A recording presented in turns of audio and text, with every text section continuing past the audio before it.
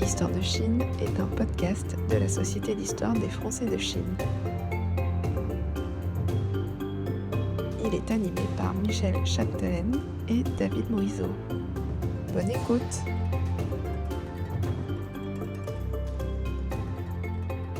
Bienvenue à tous et à toutes pour notre nouveau podcast. Nous recevons Franck Bay. Bienvenue Bay dans notre podcast et bonjour David. Bonjour Michel. Nous allons consacrer ce nouvel épisode au poète, dramaturge, diplomate français et académicien Paul Claudel, et plus particulièrement à ses écrits sur la ville de Shanghai. Né en 1868 à Villeneuve-sur-Fer, dans les Hauts-de-France, Paul Claudel fut le benjamin d'une fratrie. Il eut deux sœurs, toutes deux artistes, l'une plus célèbre que l'autre, Camille, la sculptrice, mais aussi Louise, pianiste. Après des études au lycée Louis-le-Grand, puis un cursus à l'école libre des sciences politiques, il réussit le concours d'entrée du Quai d'Orsay en 1890 pour embrasser une carrière diplomatique. Je le cite, ni par vocation, ni par tradition, mais pour se donner de l'air, trouver un métier qui soit une ouverture pour lui. Après une première affectation de vice-consul à New York, il est nommé à Shanghai, où il débarque en juillet 1895. Il ne rentrera en Europe qu'en 1909, après 14 années passées dans l'Empire du Milieu, où ses différentes affectations l'emmenèrent à Hankou et surtout Fuzhou, Beijing et Tianjin. Ce sont donc 15 années passées en Chine, pendant lesquelles Paul Claudel écrira un recueil de poèmes en prose, Connaissance de l'Est, où il restituera ses impressions sur la Chine et sa culture, y compris la ville de Shanghai, tel un photographe, l'écriture étant le moyen pour lui de fixer ce qu'il voit. Pour nous parler et nous faire découvrir Paul Claudel à partir de ses écrits sur Shanghai, nous recevons Franck Bay, professeur de littérature du monde et de littérature comparée au département de chinois de l'université Fudan, spécialiste de Paul Claudel et de Victor Ségalen. Je rappelle que vous avez publié en 2007 l'ouvrage Ségalen et Claudel, Dialogue à travers la peinture extrême orientale, paru aux éditions presse universitaires de Rennes. Donc partons à la découverte de la ville sur les pas de Claudel. Alors, première question, les poèmes qui évoquent Shanghai se trouvent dans le recueil Connaissance de l'Est. Pouvez-vous rapidement nous le présenter? Oui, bien sûr. Alors, comme nous le savons, Claudel mène toute sa vie une double activité, celle de l'écrivain et celle de diplomate. Connaissance de l'Est est un recueil directement issu de son séjour en Chine et rassemble les proses qu'il écrit au fur et à mesure qu'il se déplace dans le pays, selon là où ses missions l'amènent. Donc, l'ordre de ces textes correspond exactement à l'ordre de ses déplacements. Donc, Shanghai est la première étape de son séjour chinois. Claudel y a été vice-consul entre 1895 et 1898. C'est ainsi que le recueil commence par une série de textes consacrés à Shanghai. Ils sont au nombre de 4: Pagode, Ville la nuit, Jardin et Fête des morts, le 7e mois. Alors, j'ai dit que Shanghai est la première étape du séjour chinois de Claudel. C'est aussi la première étape de la connaissance, parce que dans le mot connaissance, il y a tout un programme. Alors, bien sûr, c'est connaissance au sens normal, mais elle vient également d'un terme forgé par Claudel, connaître en 2 mots. Alors, connaître, c'est naître avec. Pour Claudel, naître ne peut qu'être connaître, car on ne naît jamais seul, on est toujours dans les rapports avec d'autres choses. L'homme connaît au monde à chaque instant, et connaître la Chine, c'est aussi et surtout connaître au monde chinois. On peut dire que tandis que la première connaissance repose sur l'observation, la deuxième exige un contact plus physique, plus fusionnel avec la Terre. C'est ce qu'on va lire dans les proses écrites dans la période de Fuzhou. Mais à Shanghai, c'est la première étape. C'est donc une connaissance basée sur l'observation. Et l'observation suppose toute une distance entre le spectateur et le spectacle. C'est ainsi que ce sont des textes très descriptifs à la manière de la photographie. Son objectif, c'est de fixer les choses vues afin de les étudier de près. Alors, prenons un exemple, Ville la nuit. Le texte est scandé par En marche. En effet, le narrateur part en aventure dans le dédale de la vieille ville chinoise. Il traverse des ruelles, des passages, des escaliers, des poternes. Il découvre des temples. Il passe au milieu d'une foule peu éclairée. Alors, il y a un passage très savoureux que je vous cite ici. Les trois boyaux des rues où nous sommes engagés au milieu d'une foule obscure n'est éclairé que par les boutiques qui le bordent, ouvertes tout entières comme de profonds hangars. Ce sont des ateliers de menuiserie, de gravure, des échoppes de tailleurs, des cordonniers et des marchands de fourrure. D'innombrables cuisines, d'où derrière l'étalage des bols pleins de nouilles ou de bouillon s'échappe un cri de friture.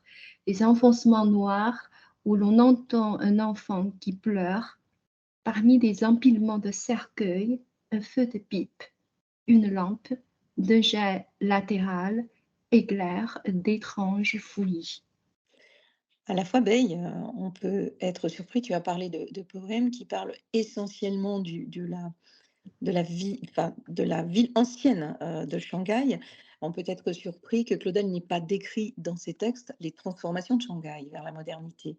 Par exemple, les bâtiments des concessions, le Bund, alors qu'en 1895, la ville est déjà en pleine mutation. Et même son poste de diplomate aurait pu ou dû l'orienter sur cette voie. Que pouvez-vous nous en dire? Alors, votre observation est tout à fait juste. En effet, en 1895, Shanghai est la ville la plus avancée dans le processus de modernisation en Chine. À l'issue de la première guerre d'opium, 5 ports chinois ont été ouverts au commerce extérieur, dont Shanghai et Fuzhou, là où Claudel a exercé sa fonction. Parmi ces villes, Shanghai devient très vite la plus prospère, avec déjà un certain nombre de grandes avenues, des bâtiments modernes, l'usage de l'électricité, voire un début d'industrialisation. Mais tout cela ne se laisse pas du tout deviner dans les textes de connaissance de l'Est. Car ce qui fascine Claudel, ce n'est pas la Chine qui est en train de se moderniser, c'est l'autre Chine, c'est la Chine ancienne, hein, la Chine ancestrale.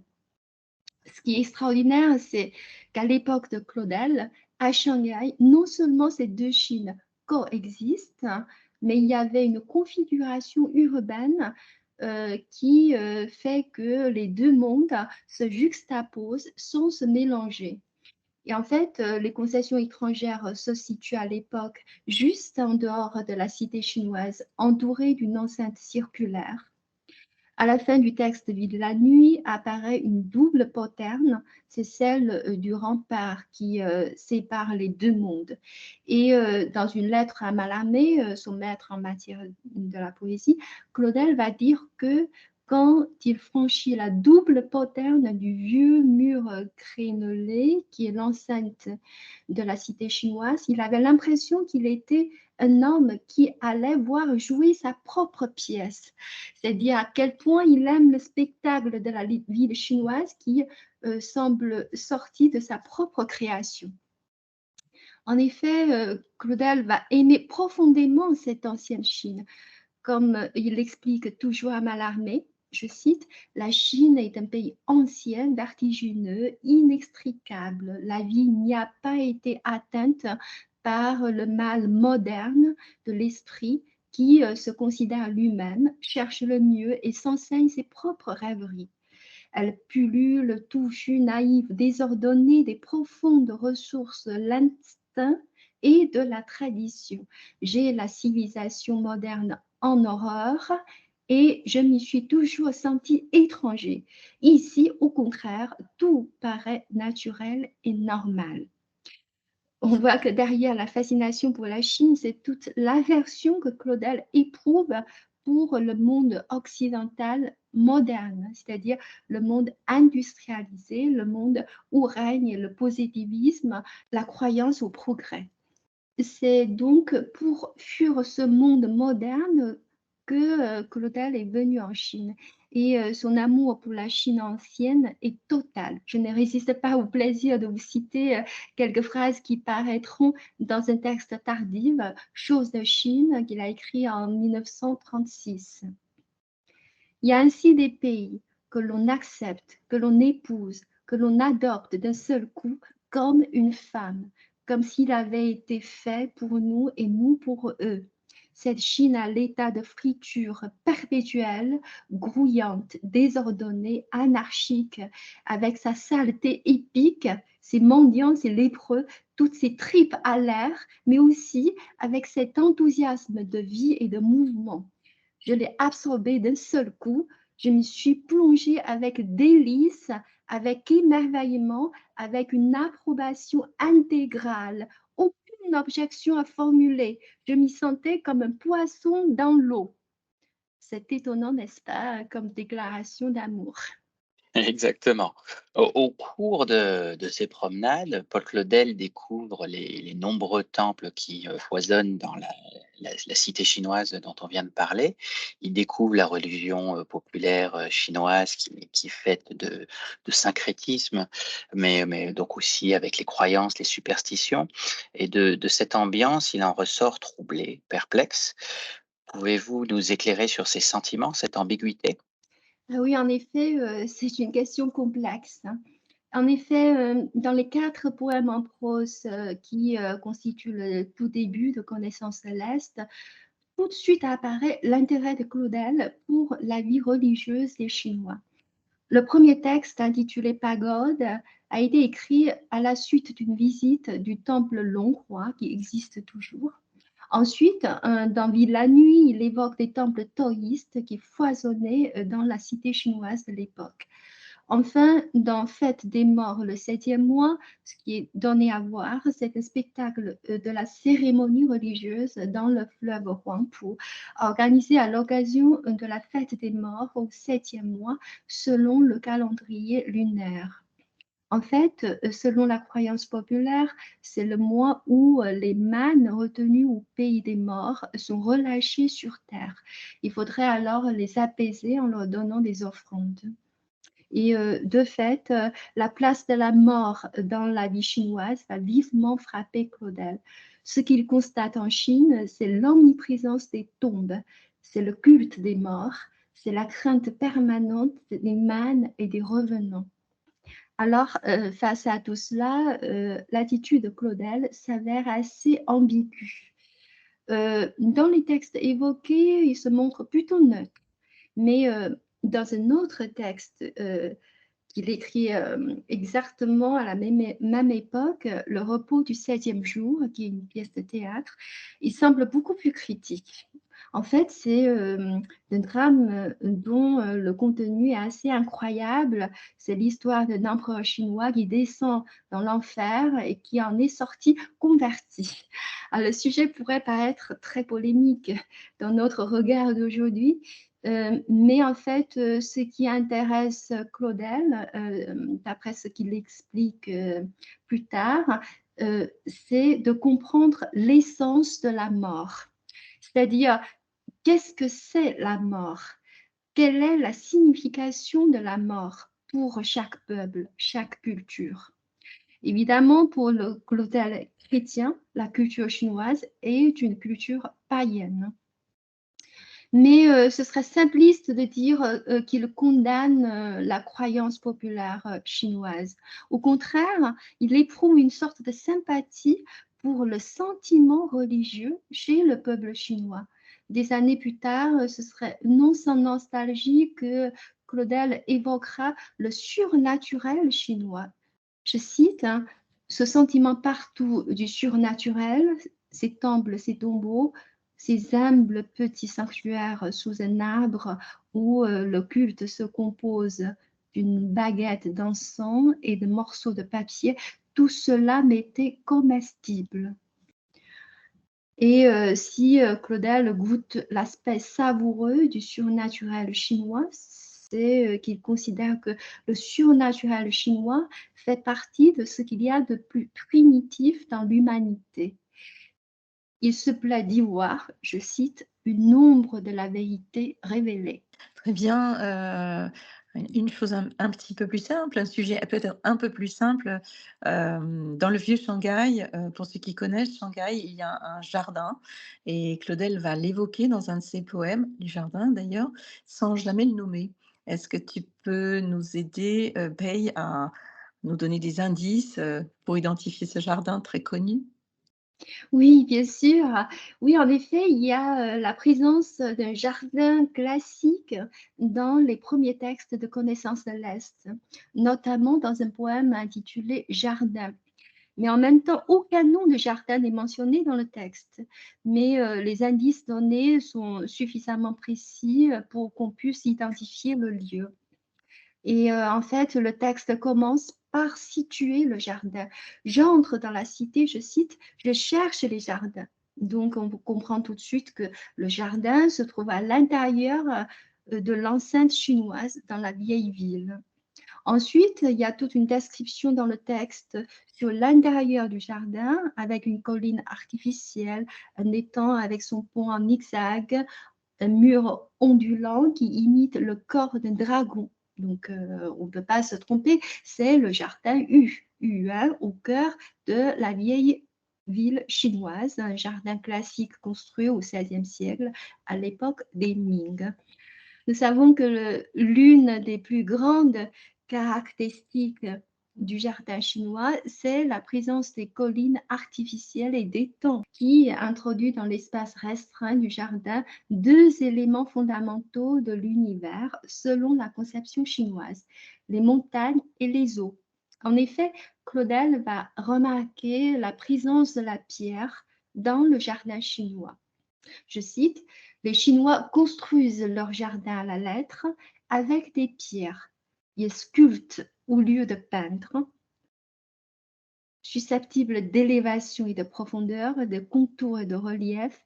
Par la variété de ses plans et de ses aspects, la pierre leur a semblé plus docile et plus propre que le végétal à créer le site humain. La nature elle-même a préparé les matériaux, suivant que la main du temps, la gelée, la pluie use, travaille la roche, l'entaille, la fouille d'un doigt profond.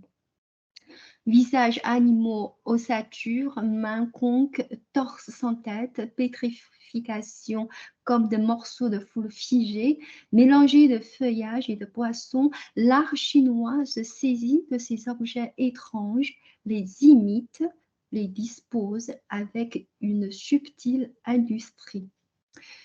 En fait, ce à quoi Claudel est surtout sensible, c'est l'alliance entre l'art et la nature dans la culture chinoise traditionnelle. Cela va profondément marquer Claudel et même influencer sa création littéraire. On voit que Claudel décrit Shanghai comme une vieille ville enfermée dans son passé. Est-ce que c'est pour lui un jugement qui est définitif finalement? Alors non, nous avons évoqué tout à l'heure la contradiction chez Claudel. En fait, il y a deux Claudel. Il y a l'homme Claudel qui aime la Chine pré-industrielle et il y a le diplomate Claudel qui œuvre pour la modernisation et l'industrialisation. Et quand c'est l'économiste qui parle, Claudel est tout à fait capable de critiquer la Chine traditionnelle enfermée dont il fait l'éloge ailleurs. Donc pour lui, la vieille Chine est une espèce de continent humain soustrait à l'évolution, coupé de la communication avec le reste de l'humanité. Alors il plaide pour l'ouverture de la Chine vers le monde. Et Shanghai offre une fois encore un échantillon par excellence. Cette fois-ci, ce n'est pas la cité traditionnelle encerclée d'une enceinte, mais le port maritime où partent tous les navires pour rejoindre le monde. Et c'est dans la marée de midi. En fait, c'est le 5e texte écrit à Shanghai, mais 3 ans après son arrivée, et c'est aussi le moment où Claudel quitte Shanghai pour être consul à Fuzhou. Et dans ce texte, nous trouvons toute une autre image de la Chine qui n'est plus la Chine traditionnelle. Je cite. Et souvent à midi, citoyen momentané de cette berge commerciale, je viens voir ce que nous apporte le flot, la libération de l'océan résolu dans ce néa fluvial en un large courant d'eau jaune, et j'assiste à la montée vers moi de tout le peuple de la mer. Ensuite, il va évoquer tous les bateaux chinois venant de l'intérieur du continent, mais aussi des voiliers américains, des cargos de Hambourg et de Londres, des colporteurs de la côte et des îles. Et plus loin, je cite, « Cependant, midi sonne à la tour de la douane, la boule de sémaphone tombe, tous les bateaux piquent l'heure, le canon tonne, l'angélus teinte quelque part, le sifflet des manufactures longtemps se mêle au vacarme des sirènes. » Le texte se termine par ceci, c'est l'heure de la plénitude. Et la plénitude, pour le Claudel chrétien, c'est l'unité du monde. Fascinant, ça nous donne envie de nous plonger, ou de nous replonger dans Paul Claudel et en particulier dans ses écrits quand il était en Chine. Alors, pour conclure, je rappelle les références du livre. Paul Claudel, donc Connaissance de l'Est, qui était paru aux éditions Mercure de France. On le retrouve aussi sur le site de la BNF, des archives en ligne de la Bibliothèque nationale de France, Gallica, dans une version rééditée sous la direction de Victor Segalen, qui date de 1914, collection coréenne. Et on en profite aussi pour mentionner que tout dernièrement vient de paraître la traduction chinoise du recueil des poèmes de Claudel qui s'intitule 100 phrases pour éventail, en chinois Bai Shantie, qui vient tout juste de sortir et dont vous êtes l'autrice. Et je le recommande d'autant plus que je l'ai sous la main et qu'on l'a en version française et chinoise aussi. Donc c'est vraiment fascinant. Voilà, on est très heureux. On vous remercie, Rohan Bey, d'avoir pu échanger avec vous sur Paul Claudel et on espère se retrouver une autre fois, peut-être pour parler de Victor Segalen cette fois-ci. Merci David, merci Michel. À bientôt. Bye. À bientôt. Nous espérons que vous avez passé un bon moment avec le podcast Histoire de Chine. N'hésitez pas à nous soutenir d'un like sur votre plateforme de podcast de prédilection. Retrouvez la Société d'Histoire sur son site internet histoire-chine.fr. À bientôt sur Histoire de Chine.